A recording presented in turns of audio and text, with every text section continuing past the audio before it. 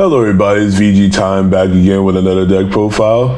Now we're doing black this week, and as such we're looking at Mechikabura. Chose Mechikabura because between the two of them, he's very strong, plus so is Kai. Kai time is very strong. But Mechikabura requires less promos, it's a little bit less expensive of a deck overall. And it's probably easier to pilot overall. So I'm going to go through the cards, my reasoning behind the choices, and give you a few tips and tricks to play in the deck that should help you gain some advantage. If you don't want to go through all that, timestamps are down below. I'm not going to force you to go through all that. You just go to the parts that you care about. And let's get started. So Mechikabura leader, he is a Wish leader, which is a mechanic that we haven't seen in a little while. But he's more like Wish in name only because he doesn't function like any other Wish leader. He has a permanent that says you can only include up to 7 Dark Dragon Balls. That's pretty important because if you're allowed to include as many as you want, some people would just include a gang of them and try to like swing dump their hand in the way. I think that's a terrible idea, but still people might try it. Auto, when he swings, you get to look at your life and your deck for up to a total of 2 Dark Dragon Balls, add them to your hand, and then you shuffle the areas that you look through. And his wish is that if you have 7 or more Dark Dragon Balls in the drop, you get to untap 1, draw 1, and then get to make your opponent warp a battle card in their drop area. So just the wish itself makes it completely different. None of the other Shenron leaders untapped energy when they had wish. Usually they got something back from the drop or whatever it is that they did. On the backside, when he attacks, he draws. So that's again another one that's kind of unique to him. And then he has to activate main once per turn that you could put a card from your hand to the bottom to take one of your opponent's battle cards 4 or less, ignoring his skill.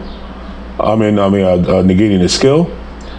Or you could take and remove from game 7 Dark Dragon Balls in your drop area to give him triple attack. And again, very different from the other ones because he does not flip to the front side after doing the removal of the 7 Dark Dragon Balls. So you can still keep him on this side, still swing, still draw cards. Another thing to keep a note of is that his auto to draw a card is not once per turn. So when you get a triple attack, he just swings 3 times, draws 3 cards. All right, so let's get into the Dark Dragon Balls themselves. We have 4 of the Dark Empire Strikes Back and 3 Yearning. The Dark Empire Strikes Back costs 0 as long as your leader is a Mechikabura with Wish. And then the Activate Main says that if your leader is Mechikabura only, you get to pitch a Dark Dragon Ball, a Demon God, or a Demon Realm Race to draw 2 cards.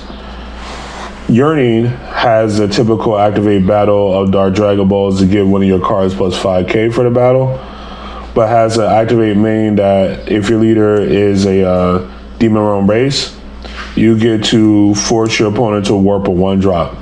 That's pretty important in this deck because Dark Power Black Mass Saiyan would be a huge issue if this card did not exist.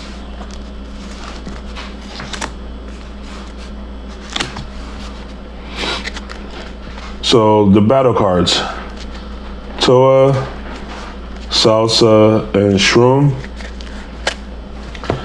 So they all have the same activate main, which is that if you have 2 Dark Dragon Balls in your drop, which is very possible to have on turn 1, you could pay a single or black, put them into play, and then choose up to 2 Dark Dragon Balls from your deck and then place them into your drop area. In the case of Toa, she's a blocker, 10k. When you play her, you get to warp one of your opponent's battle cards, and then they have to choose a card in their hand, warp it, and then draw a card back. Salsa has a come into play where you get to make your opponent warp a card in their hand, they draw a card, and then on attack, he gets to force your opponent to warp a battle card from their drop, and then you get to draw a card, but then you negate the autos on copies of this card for the rest of the turn. It gotta be. He's different than other ones where it says negate this skill.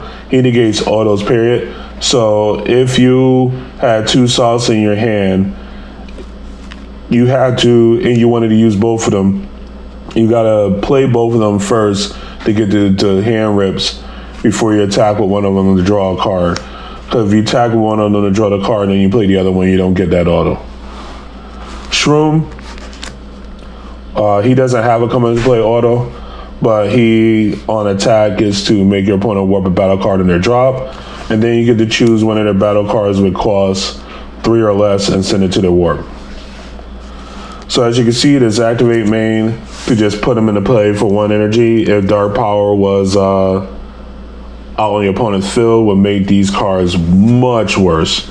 And so having Yearning, a tutorable way to deal with it, was great foresight on their part. 3 Poutine.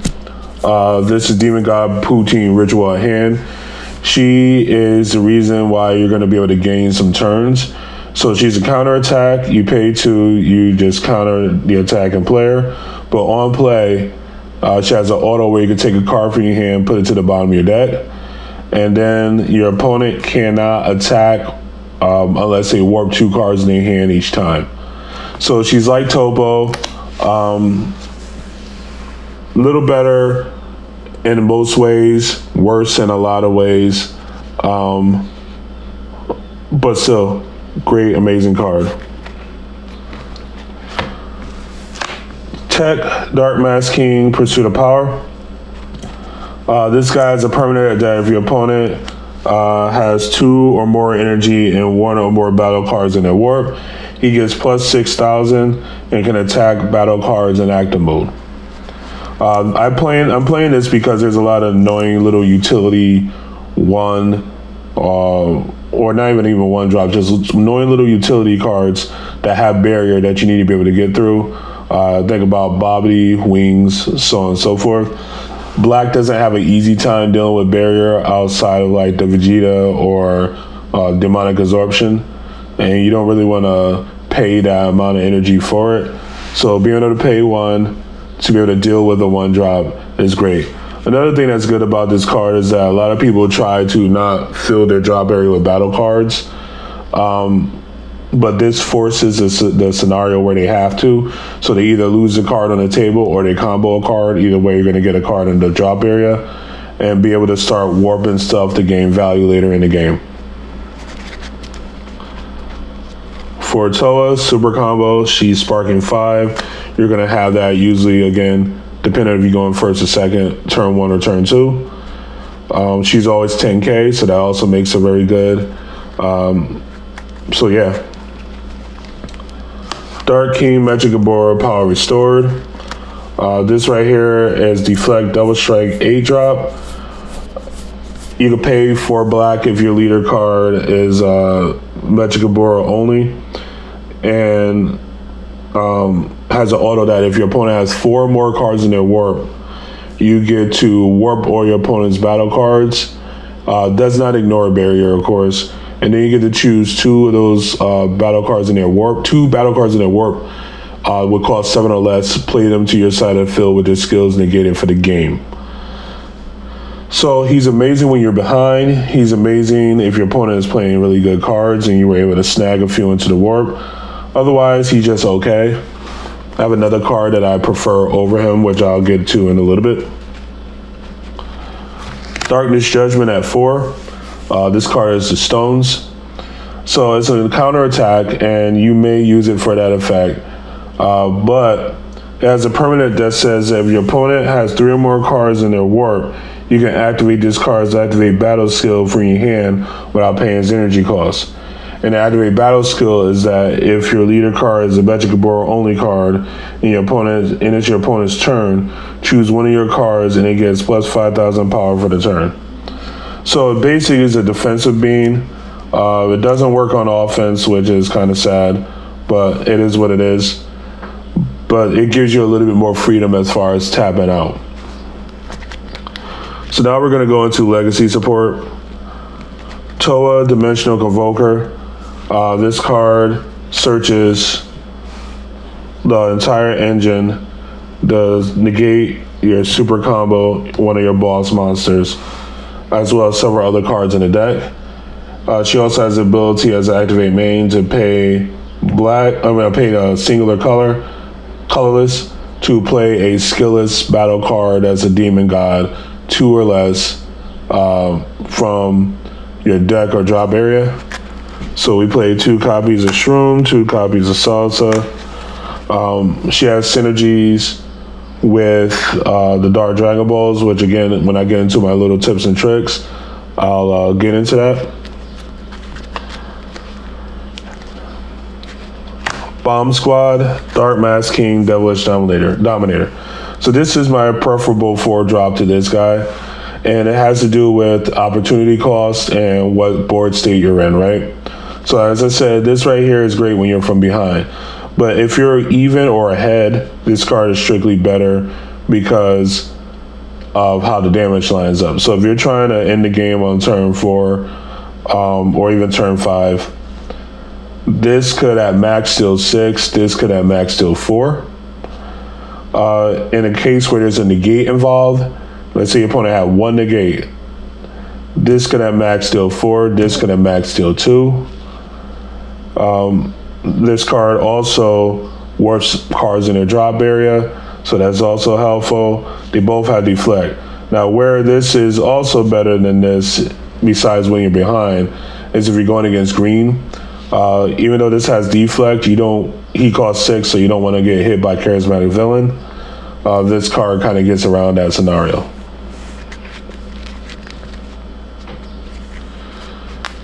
Shinron the Witch Granter. Typically how I win games. You play this guy, you draw 2, and you give your leader plus 15,000 and triple strike. Then you activate the leader skill to give him triple attack. And so he's 30k, triple strike, triple attack. That's enough said right there. That's usually enough to help close out any reasonable game. Because I went in the overall, I'm playing Desperate Onslaught Bardock. I think this card is a lot better than people are thinking about, and it's something that you should experiment with if you don't have the SS4 Bardock. So what I like about this card is that it has a floodgate on how your opponent could combo. So if you don't know what he does, he overwhelms for 5 even though he's a 4. When he attacks, your opponent cannot activate blocker to him. So if they have something out there to try to protect them, you don't have to worry about that. But they also cannot combo with battle cards on the field. So if they got a bunch of dorks, not that many cards in their hand, and they kind of rely upon it, like say a Boma, you can swing with this, they can't block it, you combo onto it, and they better have the good stuff or else they're just gonna die. And of course, this card is also critical, so that's something else to keep in mind. Kaya Time Ultimate. Honestly, you don't necessarily need to play this, but she's like basically another from behind mechanic, or as well as a push in for game mechanic, depending on what the scenario is. Again, enough said about this card, good card. And then lastly, 4 copies of Power Burst. Sparking 5 again is usually achieved turn 1, turn 2. So Power Burst is always going to be live. So this is how the deck looks. Stop here if you want to just get the deck profile itself. Now we're going to get into some of the tips and tricks and my thoughts on the deck. Thoughts on the deck, first of all, deck is great. Does a lot of really good stuff. It's the epitome of mid-range, honestly, and having, again, hard to interact with finishers like the leader, as well as these guys to a certain degree, is very, very strong. So tips and tricks. One thing is on what you keep and what you get rid of in mulligan. So because on the front side, when he swings, he gets 2 Dark Dragon Balls, you don't want any of these cards in your hand. You may be able to take 1, but you don't really want any of these cards in your hand. It all depends if you're going first, second. If you're going first and this is in your opening hand, you might want to keep it, but you don't want to keep more than one. Reason being is that you want to change your actual hand size. So if you have a bunch of these in your hand and you're just cycling through them, your hand size never changes. But if you put them in a deck or whatever and you swing and you grab the two, he becomes a draw 2 leader, which is extremely powerful. Another thing to keep in mind about the deck is Toa's interaction with this card. So again, imagine if you have this in your hand and you have the Toa. You can play Toa. You could search through the top 5. If you happen to hit a vanilla, great. You get to add it to your hand. And then you could use this to pitch the vanilla to draw 2.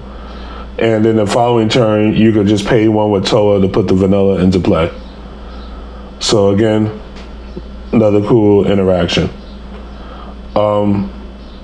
Lastly, as I was mentioning about all this deck in general is fairly budget. Only thing that costs actual money in here is this Prinkai time, but you don't have to run her. Again, Heroines is decent. Another one that I like a lot is Beyond Darkness Demagogue. Almost ran it because it's searchable with this, and also warps so many cards out their hand that the information you give you is amazing. The only thing that becomes an issue is blue, but blue is an issue for most of these boss monsters, so to speak, since he doesn't have deflect. But efficiency runs out in the end. I would suggest Heroines over Beyond Darkness because costing 1 is relevant. Being able to play on your opponent's turn is relevant. Even though the upside of Beyond Darkness Demagogue is very high. So again, that's it for this right here. It's on my short list for decks to run for my in-person regional that I should be attending on the 20th. I'll try to see if I can get some footage of some games and stuff like that for you guys. And that's it. VG Time signing out.